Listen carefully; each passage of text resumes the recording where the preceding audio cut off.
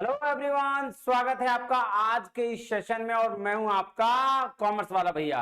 हाँ जी, चलिए करते हैं आज की क्लास की शुरुआत। देखिए जी, हमारे चल रही है EMRS PGT कॉमर्स और अकाउंटेंट की सीरीज। हमने रेवेन्यू इंस्पेक्टर को बहुत अच्छे से कंप्लीट किया है और अब सेकेंड क्लास आज होने जा रहा है किसका, lecture number 2 consumer protection act का। तो बेसिकली जो आपके सिलेबस में जितना कंज्यूमर प्रोटेक्शन एक्ट की बात करी गई है ना, हम लोग आज इसको खत्म करेंगे। एक तो पिछला क्लास हुआ था और आज एक और क्लास होगा और इसमें जो है वो सारा कंज्यूमर प्रोटेक्शन एक्ट जितना आपके सिलेबस में है वो कंप्लीट हो जाएगा। तो बेसिकली क्या है, आपके सिलेबस में आज का जो टॉपिक होने वाला है बहुत इंपॉर्टेंट होने वाला है। मैं लिख के दे रहा हूं कि कंज्यूमर प्रोटेक्शन एक्ट से अगर क्वेश्चन आते हैं तो ये सीधे ही आएंगे।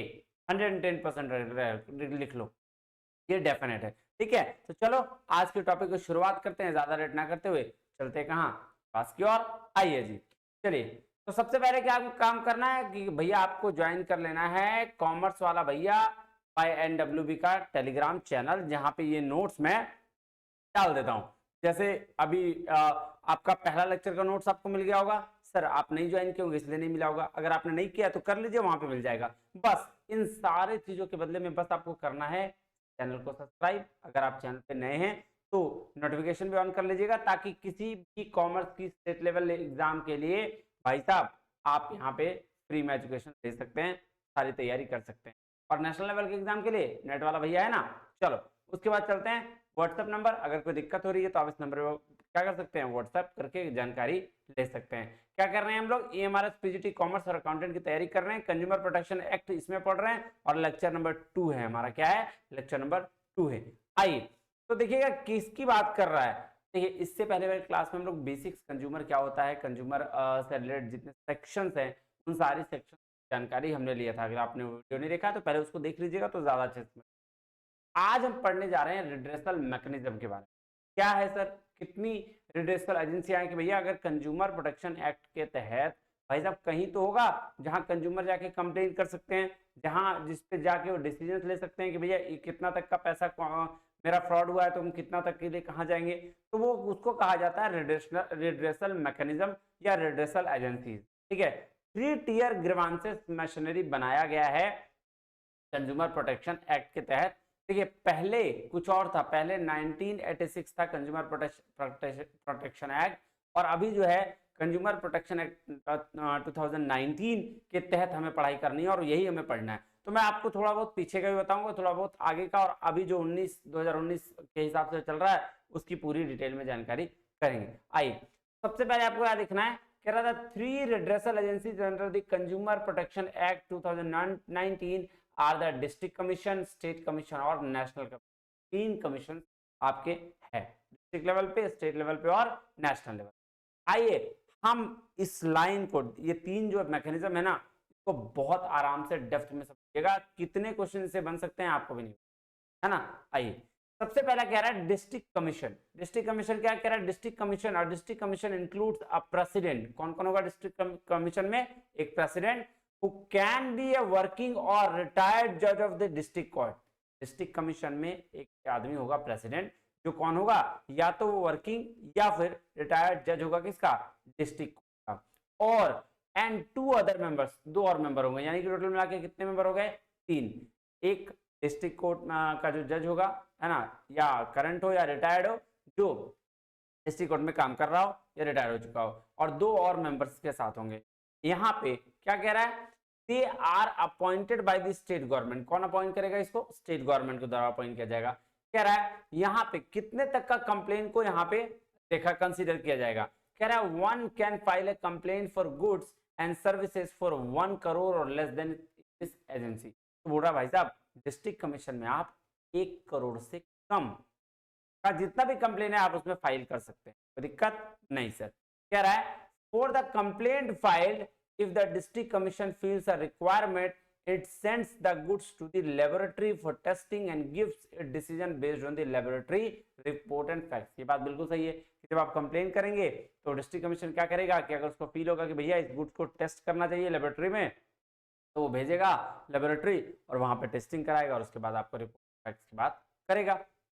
If the aggrieved party is not happy with the jurisdiction of the district commission, then they can appeal against judgment this agency of the state commission 45।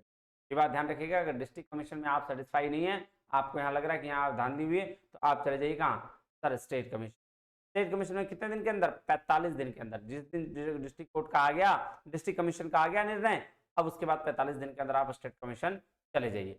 अब स्टेट कमीशन में कौन लोग बैठे होंगे, कौन होगा इसका अथॉरिटी, कह रहा state commission includes a president, एक प्रेसिडेंट होगा who must be working और रिटायर्ड जज ऑफ हाई कोर्ट।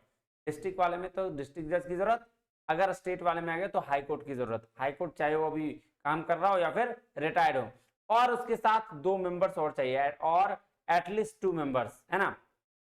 चलिए, कह रहा they are appointed by the state government, ये भी स्टेट गवर्नमेंट के द्वारा अपॉइंट किए जाते हैं। कह रहा one can file A complaint goods and service worth less than 10 crore and more than 1 crore, 1 crore से 10 करोड़ के बीच का अगर आपका नुकसान हुआ है तो आप स्टेट कमीशन में डायरेक्ट फाइल कर सकते हैं। कह रहा है this agency after receiving a complaint from the aggrieved party, जैसे ही आपका कंप्लेंट आएगा, ठीक है, रिसीव करने के बाद the state commission contacts the party against whom the complaint has been filed, तो जिसके बिहाफ में कंप्लेंट किया गया है उसको स्टेट कमीशन तुरंत कांटेक्ट करेगा। और also for the complaint file if the state commission feel a requirement it sends goods to the laboratory for testing, अगर स्टेट कमीशन को भी लगेगा कि भैया आपने जो कंप्लेंट किया वो गुड्स वो खराब है, इसमें रिक्वायरमेंट है इसको टेस्ट करने की, तो वो लेबोरेटरी भेजेगा, उसको टेस्ट करा के लेके आएगा। क्या कह रहा है, if the aggrieved party is not happy, और अगर अग्रीव्ड पार्टी मतलब जिसका केस है, जिसको नुकसान हुआ है, वो अगर हैप्पी नहीं है with the jurisdiction of the state commission, state commission से भी वो खुश नहीं है, तो then they can appeal against the judgment of this, के खिलाफ आप क्या कर सकते हैं, इसके जजमेंट के खिलाफ आप जा सकते हैं नेशनल कमीशन में with in the 30 days by depositing 50% of the fine money. ये बात ध्यान रखिएगा कि जब आप स्टेट कमीशन से हाई कमीशन जाइएगा, स्टेट कमीशन तक आपको कोई पैसा नहीं लगेगा, लेकिन अगर जैसे ही आप स्टेट कमीशन से आप नेशनल कमीशन में रखिएगा, आपको 50% पैसा जो है फाइन का डिपॉजिट करना पड़ेगा, तभी आप आगे जा सकते हैं। अब आइए नेशनल कमीशन में कौन बैठा रहेगा, कह रहा national commission includes a president और and 4 other members one of whom who shall be a women. तो देखिए नेशनल कमीशन में 4 मेंबर्स होंगे, उसमें एक प्रेसिडेंट होगा और उसमें से एक वुमेन भी होगी, and central government appoints them, और उसमें सेंट्रल गवर्नमेंट जो है वो अपॉइंट करेगा। कह रहा है one can file A complaint goods and services worth more than 10 crore, 10 crore से ज्यादा का मामला है नेशनल कमीशन, आ जाइएगा 10 करोड़ से ज्यादा का मामला होगा national commission. Under 1 crore the district commission, state के लिए 1 से 10 करोड़, और अगर नेशनल की बात करें तो 10 करोड़ से ज्यादा। ये है 2019 एक्ट के अनुसार, उससे पहले क्या था वो भी पढ़ेंगे, टेंशन लेने की कोई बात नहीं है, ध्यान दीजिएगा। After receiving a complaint from the aggrieved party, जैसे उससे कंप्लेंट रिसीव हुआ, नेशनल कमीशन इन्फॉर्म करेगा party against whom the complaint has been filed, के खिलाफ कंप्लेंट फाइल किया गया, उसको तुरंत क्या करेगा, ये करेगा कि भैया चलो चलो तुमको बुलावा आया है, तुम्हारे खिलाफ में कुछ कंप्लेन आया है। Also the complaint file if the state commission feel a requirement it sends to the goods to laboratory for the testing and gives judgment based on the report. If the aggrieved party is not happy with the jurisdiction with the national commission, then they can appeal against the judgment of this agency in the Supreme Court within the 30 days by depositing 50 fine money. थोड़ा अगर national commission से आप satisfy नहीं है तो आप जो हमारा सबसे बड़ा कोर्ट है सुप्रीम कोर्ट, वहां 30 के अंदर अपील कर सकते हैं 50% फाइन मनी को डिपॉजिट करने के साथ। ये ध्यान रखिएगा, वेरी वेरी इंपॉर्टेंट है, ठीक है, सब चीज लिख लीजिएगा और ये ध्यान रखिएगा। अब आ जाइए, ये देखिए कंज्यूमर प्रोटेक्शन एक्ट 2019 के हिसाब से जो केसेस आ रहे हैं तो आफ्टर जुलाई 2020 में, और कंज्यूमर प्रोटेक्शन 1986 के हिसाब से क्या क्या कितना कितना वैल्यू तक में आपको केस करना है या फिर कंप्लेन करना है वो देखिए। अगर बात करें डिस्ट्रिक्ट कमीशन या फोरम का तो अप टू 1 करोड़ तक का है, किसके लिए, 2019 के लिए। और अगर हम बात करें 1986 एक्ट के हिसाब से तो ये 20 लाख तक था, तो 20 लाख से बढ़ाकर 1 करोड़ तक का सफर तय किया है, मतलब 1 करोड़ तक का आप जो डिसीजन लेगा वो कौन लेगा, डिस्ट्रिक्ट कमीशन का। यहाँ देखो 20 लाख से 1 करोड़ का तक का डिसीजन 1986 के हिसाब से किसमें था सर, यहाँ पे आपका स्टेट फोरम में। अब इसको बढ़ाकर 1 से 10 करोड़ कर दिया गया है। उसी तरीके से 1 करोड़ से ज्यादा जितना भी डिसीजन होता था वो लेता था कौन, नेशनल कमीशन, और अब इसको 10 करोड़ से ज्यादा कर दिया है। ये बात ध्यान रखिएगा, ये है करंट 2019 एक्ट के हिसाब से, और ये है 1986 के हिसाब से, याद रख लीजिएगा, कुछ भी पूछा जा सकता है। आइए अब देखिए एक चीज और बताता हूं। हाँ, एक चीज ध्यान में रखिएगा, वेरी वेरी इंपॉर्टेंट है, थोड़ा मैं इसको थोड़ा डीप करके आपको बता दे रहा हूं। आइए देखिए ये चार्ट याद रख लीजिएगा, है ना, ये चार्ट बड़ा इंपॉर्टेंट चार्ट है, वेरी वेरी इंपॉर्टेंट। बेसिस क्या है, किस बेसिस पर, डिस्ट्रिक्ट फोरम में कितने मेंबर होने चाहिए, तो भैया प्रेसिडेंट एक और 2 अदर मेंबर्स, यानी कि 3 मेंबर होंगे जिसमें एक विमेन होगी। याद रखिएगा, मैंने ऊपर छोड़ दिया था, उसमें लिखा हुआ नहीं था तो मैंने छोड़ दिया था, इसमें बहुत अच्छे से लिखा हुआ है, मेंशन कर दे रहा हूँ, ठीक है। याद रखिएगा क्या बोल रहा है, एक मेंबर होगी, ठीक है, वुमेन। स्टेट कमीशन में एक प्रेसिडेंट, 2 अदर मेंबर, और यहाँ भी एक वुमेन। और नेशनल कमीशन में 4 मेंबर होंगे और एक वुमेन होगी, तो वुमेन हर जगह है। देखिए अपॉइंटमेंट कहाँ स्टेट करेगा, यहाँ स्टेट गवर्नमेंट करेगा और ये सेंट्रल करेगा। देखिए कंपनसेशन क्लेम्ड जो था पहले कितना था, 20 लाख, और इसको चेंज कर लीजिएगा, ये ना पुराना वाला आ गया, ये पुराना वाला है, ये 1986 के हिसाब से, तो इसको देख लीजिएगा आप, ये अब यहाँ कितना हो गया है, 1 करोड़ तक, अप टू 1 करोड़। और ये कितना हो गया, पहले था 20 लाख से 1 करोड़, अब हो गया 1 से 10 करोड़। और यहाँ एक्सीडिंग 1 करोड़ था, अब हो गया एक्सीडिंग 10 करोड़, ठीक है जी।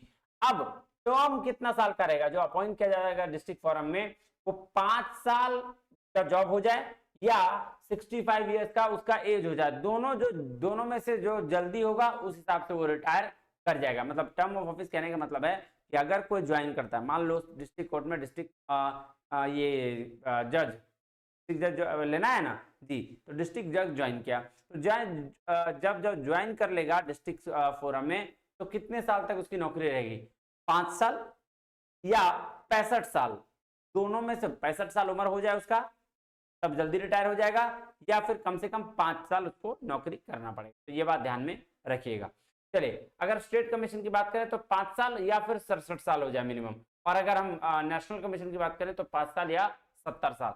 5 साल या 70 साल कहने का मतलब है टर्म 5 साल का होगा, ठीक है। मान लो एक इंसान जो है वो 65 में ज्वाइन करता है, ठीक है, 65 में ज्वाइन करता है नेशनल कमीशन, ठीक, तो 65 में ज्वाइन करता है और 5 साल तक मिनिमम नौकरी करना है या 70 के आसपास में, तो दोनों बराबर पड़ जाएगा। लेकिन अगर वो 67 साल में ज्वाइन किया मान लो, ठीक है, तो 5 साल तक नौकरी करना है या 70 पहले होना चाहिए, का मतलब हुआ 5 इयर्स जॉब करे या 70 साल पहले हो। तो अगर वो 67 में जॉब करता है तो 3 साल बाद क्या हो जाएगा, उसका 70 कंप्लीट हो जाएगा, तो यहाँ 3 ही साल ये जॉब करेगा, 5 साल वाला केस खत्म हो जाएगा। उसी तरीके से ऊपर वाला भी है, 5 साल या 67 साल, 5 साल या 65 साल, इसको ध्यान में रखिएगा। अब आइए थोड़ा सा कंपैरिजन करते हैं कि जो कंज्यूमर प्रोटेक्शन एक्ट था 1986 वाला और कंज्यूमर प्रोटेक्शन एक्ट है 2019 वाला, उसके लिए भी एक बड़ा सा चार्ट बना हुआ है, ध्यान से समझिएगा क्या क्या दिक्कत पहले थी, क्या क्या खामियां थी और क्या क्या अब चेंज कर दी है ना। आइए अब ये भी चार्ट बड़ा इंपॉर्टेंट चार्ट होने वाला है। देखिए अगर हम प्रोविजंस की बात करें तो रेगुलेटर बॉडी दोनों थी, ये भी 1986 के हिसाब से था और ये 2019 के हिसाब से, तो यहाँ ना कोई सेपरेट रेगुलेटर नहीं था। कंज्यूमर प्रोटेक्शन एक्ट 1986 में कोई रेगुलेटर नहीं था, कोई इसको देखने वाला नहीं था, लेकिन यहाँ पे एक बॉडी बनाई गई जिसका नाम पड़ा central consumer protection authority, CCA। याद रखिएगा कंज्यूमर प्रोटेक्शन एक्ट 2019 में बॉडी बनाई गई है, ठीक है, वो रेगुलेटर होगा, रेगुलेट करेगा, उसका नाम क्या है, CCA, central consumer protection authority. अब कंज्यूमर कोर्ट की अगर बात करें, करेक्ट यहाँ पे 1986 में complaint could be filed in a consumer court where the seller defendant office is located. तो बोल रहा है कंज्यूमर कोर्ट में कंप्लेंट को फाइल किया जाना था और जहां उसका ऑफिस लोकेटेड है वो डिफेंडेंट का यूज मतलब ये करना था, कह रहा जहां सेलर ऑफिस लोकेटेड था वहां के बारे में और कंज्यूमर कोर्ट में क्या करना था, इसका कंप्लेन करना था। और यहाँ बोल रहा है complain can be filed in a consumer court where the complainant resides or work. दोनों में फर्क है कि जहां सेलर का दुकान था वहां पहले कंप्लेन होता था, बोल रहा है जहां सेलर रहता है वहां पे कंप्लेन होता है ना, वहां के बिहाफ पर कंप्लेन होता है। प्रोडक्ट की लाइबिलिटी क्या थी, तो नो प्रोविजन, इसके लिए कोई प्रोविजन नहीं था। कंज्यूमर प्रोटेक्शन एक्ट 1986 में कंज्यूमर डायरेक्ट अप्रोच जाता था कहाँ सर, सिविल कोर्ट में जाता था, कंज्यूमर कोर्ट नाम का कोई चीज नहीं था। बट जब 19 आया 2019 कंज्यूमर प्रोटेक्शन एक्ट आया, कंज्यूमर क्या के लिए कंपनसेशन हुआ, जो भी उसका हार्म हुआ है वो उसको प्रोडक्ट का मिलेगा। ये बात कंज्यूमर ये आपका जो है 2019 वाले एक्ट में मेंशन है। अब जो पेक्यूनरी जुरिस्डिक्शन था कि कितना कितना लाख रुपए तक का केस कौन कौन देखेगा, तो ये मैं बता चुका हूं कि डिस्ट्रिक्ट 20 लाख देखेगा था पहले, और 20 से 1 करोड़ तक स्टेट और 1 करोड़ से ज्यादा नेशनल। लेकिन अब जो है 2019 के हिसाब से 1 करोड़ तक दिखता है डिस्ट्रिक्ट, 1 से 10 करोड़ तक स्टेट, और नेशनल जो है वो 10 करोड़ तक दिखता है। ई कॉमर्स वाला जो चीज था फ्लिपकार्ट वगैरह के लिए जो था ना, पहले कोई प्रोविजन नहीं था। अगर 1986 की बात करें तो कोई प्रोविजन नहीं था, लेकिन अब all rules are direct selling extended to e commerce. जो भी डायरेक्ट सेलिंग के लिए है वो सारा ई कॉमर्स के लिए रूल अप्लाई किया गया। कह रहा मीडिएशन सेल्स, अगर कोई मीडिएशन सेल्स करता बोलता नो लीगल प्रोविजन, कोई लीगल प्रोविजन नहीं था, लेकिन court can refer settlement through mediation, mediation समझौता भी कराता है। कंज्यूमर प्रोटेक्शन एक्ट 2019 में समझौता भी होता था, पहले कोई मीडिएशन का चीज नहीं था। तो ये सारी खामियां थी और ये सारा चीज इसमें लेके आया गया, तो ध्यान में रखिएगा। आइए अब बात करते हैं कंज्यूमर अवेयरनेस क्या होता है। या कंज्यूमर अवेयरनेस का मतलब होता है कि कंज्यूमर अपने राइट्स के बारे में जाने, कंज्यूमर जो है वो गुड्स सर्विसेज जो ले रहा है उसके बारे में जाने, इसी को बोलेंगे कंज्यूमर अवेयरनेस। बिल्कुल, तो आइए देखिए क्या बोल रहा है। कह रहा है consumer awareness is the process of making consumer goods and services aware of his, क्या बोल रहा है, उसके राइट्स के बारे में aware, that is rights, consumer awareness.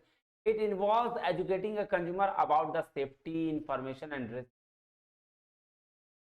Consumer awareness का क्या मतलब हुआ कि कंज्यूमर को एजुकेट करना, सेफ्टी से रिलेटेड, इंफॉर्मेशन से रिलेटेड और रिड्रेसल ऑप्शन से रिलेटेड। कह रहा है as previously discussed consumer awareness, जो पहले हमने डिस्कस किया, is one of the most persistent problems to government faces when it comes to the consumer protection। जब पहले जो डिस्कस किया गया वो सब क्या था, consumer awareness one of the most persistent problem थे जो गवर्नमेंट फेस कर रही थी कंज्यूमर के प्रोटेक्शन के बिहाफ में।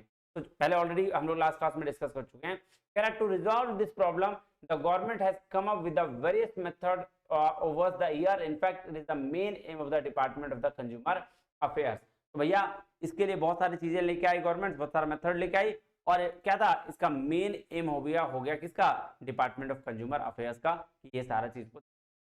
अब आ जाओ स्टेजेस ऑफ कंज्यूमर अवेयरनेस, क्या क्या स्टेजेस है भाई, आओ देखो कितने स्टेजेस हैं।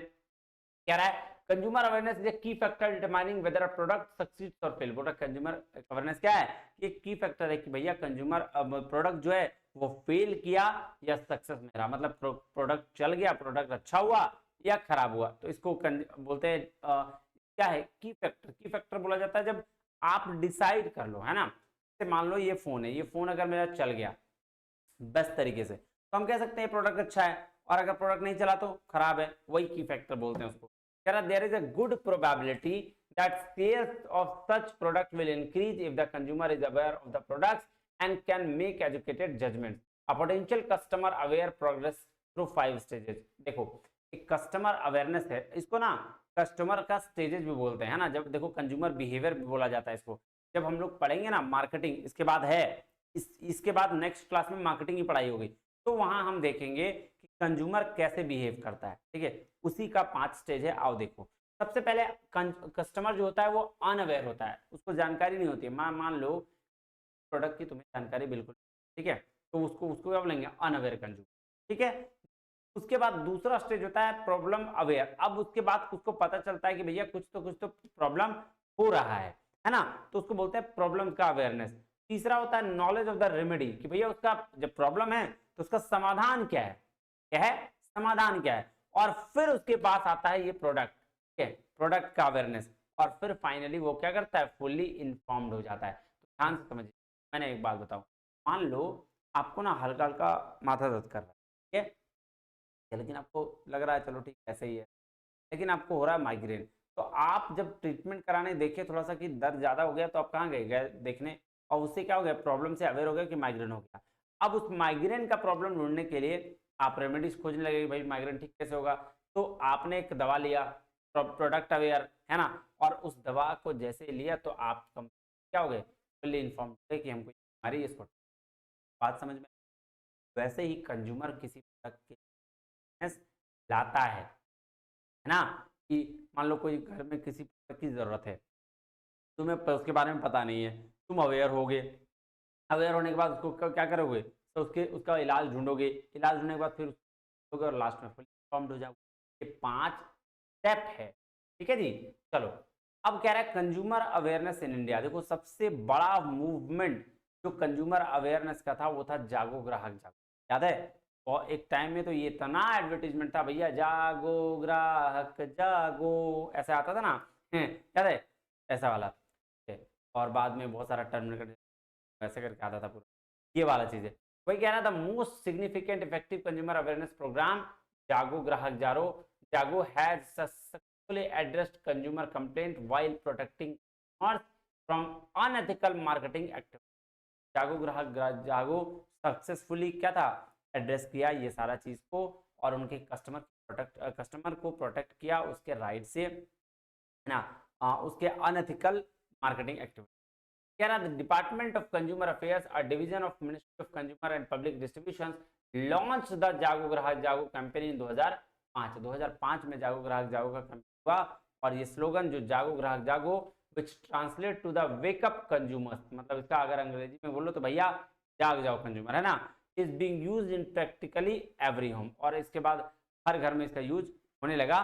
To raise consumer awareness the Indian government employed a variety of media. और कंज्यूमर अवेयरनेस के लिए बहुत सारा मीडिया को यूज किया इंडियन गवर्नमेंट, और उसके बाद बताया जागो ग्राहक Jago. The government use the channels listed below to achieve the goals of Jago ग्राहक जागो अवेयरनेस प्रोग्राम। क्या क्या किया भैया, एडवर्टीजमेंट किया, वीडियो कैंपेन्स किया, न्यूज़पेपर पोस्टर, सारा चीज लगा दिया। क्या लगा दिया, ये सारा चीज लगा दिया। बात समझ में आ रही है। तो ये था जागो ग्राहक जागो का कैंपेन। अब क्या है, अब है बोल रहा है what relief are provided by consumer commission. देखो यार ऐसा है, क्या क्या कंज्यूमर कमीशन के द्वारा रिलीफ दिया गया है, किस में कस्टमर को बेनिफिट्स मिलेगा, किस किस चीज का कस्टमर को राइट्स है आगे करने का, वो बताया है। तो बोला removal of defect from the goods, अगर आपको डिफेक्ट दिखता है वो हटाइए, तो आप उस पर रिप्लेसमेंट अगर करना है और वो नहीं कर रहा है, ये आप प्राइस का रिफंड करना है और अगर वो नहीं कर रहा है, ये आप क्लेम कर सकते हैं। रिमूवल ऑफ डिफेक्ट्स और deficiency services, removal of defects, या अगर कोई डिफेक्ट आ गया है, आ गई है किसी सर्विस में, ये आप कंप्लेन कर सकते हैं। Award of compensation for the loss और इंजरी सफर्ड, अगर आपको मान लो कोई इंजरी हो गई, आपने वो प्रोडक्ट खाया, आपका पेट खराब हो गया, आपने कुछ मान लो गर्म पानी मांगा, वो इतना गर्म दे दिया कि आपका मुंह जल गया, तो आप उसके लिए कंपनसेशन डिमांड कर सकते हैं। Discontinue and not to repeat unfair trade practice और रेस्ट्रिक्टिव ट्रेड प्रैक्टिस। बोल रहा है अगर कि कोई मान लो अनफेयर ट्रेड प्रैक्टिस कर रहा है, मतलब गलत तरीके से, मतलब चावल में कुछ मिला के बेच रहा है, या फिर कुछ और गलत तरीके से वो बिजनेस चला रहा है, तो डिसकंटिन्यू आप केस फाइल कर सकते हैं। To withdraw hazardous goods from being offered for sale, है कि जो हजार्डियस नेचर का गुड्स है, जो हजार्डियस नेचर मतलब जो खतरे वाला है, जो खतरे वाला गुड्स है उसको बेचने के लिए मतलब बेचने से मना करने के लिए आप कंप्लेन करते हैं। ये सारा आपको राइट्स मिला हुआ है, आपको रिलीफ मिला हुआ है। To cease manufacture hazardous goods and desist from offering services which are hazardous, भैया मैन्युफैक्चरिंग ही बंद कर दिया गया, जो हजार्डियस नेचर का गुड्स है तो सीज करने का राइट भी आपको दिया गया, आप इसके लिए कंप्लेन कर सकते हैं। और अगर कोई सर्विसेज है हजार्डियस नेचर को भी आप बंद करवा सकते हैं। कह रहा है द लॉस, क्या कह रहा है, if the loss or injury has been suffered by a large number of consumers who are not identifiable conveniently to pay such sum not less than 25% of the value, such defective goods and services provided which shall be determined by the commission। छोटा भाई साहब, अगर loss और injury जो है ना वो बहुत सारे लोगों को सफर करना पड़ा, मान लो ऐसा प्रोडक्ट था जो आपने बेच दिया और उसमें से 1000 लोग 500 लोग तकलीफ हो, तो भैया उसके लिए क्या पे करना है ना, वो इफेक्टिव गुड्स का, तो भैया क्या करना है डिसीजन कौन लेगा, कमीशन। तो ये आपके कुछ ऐसे चीज थे जो आपका राइट के लिए था कि भैया ये चीज आपके साथ घटे ना तो आप इसको कंप्लेन कर सकते। बात समझ में आई ना, बिल्कुल सही है। तो ये रहा कंज्यूमर प्रोटेक्शन एक्ट। और इसके अलावा जो है नेक्स्ट क्लास में हम लोग करेंगे मार्केटिंग बात बहुत मजेदार तरीके से मार्केटिंग पढ़ने वाले हैं, टेंशन लेने की जरूरत नहीं है। मिलते हैं अगले वीडियो। बहुत बहुत धन्यवाद, thank you very much. Video को शेयर जरूर करना अगर ये पसंद आए तो। तब तक के लिए बहुत धन्यवाद, थैंक यू वेरी मच, जय हिंद।